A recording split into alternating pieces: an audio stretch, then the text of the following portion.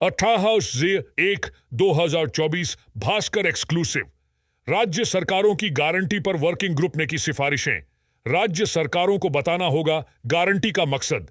जिससे सरकार की देनदारी बढ़ती है उसे ही गारंटी कहा जाए। अनिरुद्ध शर्मा। आज नई दिल्ली रिजर्व बैंक ने राज्य सरकारों की गारंटी पर वर्किंग ग्रुप की रिपोर्ट जारी कर दी है।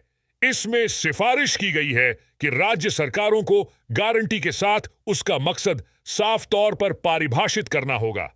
सरकार को गारंटी की अवधि भी बतानी होगी। गारंटी का सशर्त, बिना शर्त, वित्तीय या परफॉर्मेंस गारंटी के रूप में विभाजन नहीं होना चाहिए। क्योंकि राजकोषीय जोखिम के मूल्यांकन की बारी आती है तो ये सभी आकस्मिक दायित्व होंगे और ये बात भविष्य में ही स्पष्ट हो सकेगी। ग्रुप ने सिफारिश सरकार 0.22% की दर से गारंटी फीस लागू करे।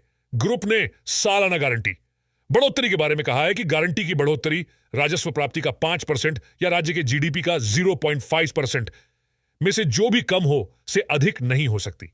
सुझाव दिया गया है कि सरकार चाहे तो इसके लिए 0.25% की दर से न्यूनतम गारंटी फीस लागू कर सकती है। बैंक लोन की अवधि और जोखिम के हिसाब से अतिरिक्त रिस्क प्रीमियम लागू किया जा सकता है। सरकार को अपने प्रोजेक्ट ऑफ गतिविधियों को हाई रिस्क, मॉडरेट रिस्क और लो रिस्क की 3 श्रेणियों में बांटना चाहिए। में यह भी कहा है कि सरकार की ओर से मदद के नाम पर किए जाने वाले किसी भी उपाय जिससे सरकार पर देनदारी बढ़ती हो उसे गारंटी की श्रेणी में रखा जाना चाहिए। रिपोर्ट में कहा गया है कि राज्य सरकारों को एक सीमा में रहकर ही गारंटी देनी चाहिए। सरकार बैंक से जो लोन ले उसकी मूल राशि और सामान्य ब्याज के बराबर ही गारंटी दी जानी चाहिए। कमर्शियल उधार पर सरकार गारंटी नहीं दे सकती। प्रोजेक्ट लोन का केवल 80% तक ही सरकार गारंटी दे सकती है। किसी निजी संस्थान और कंपनी को गारंटी नहीं दी जा सकती।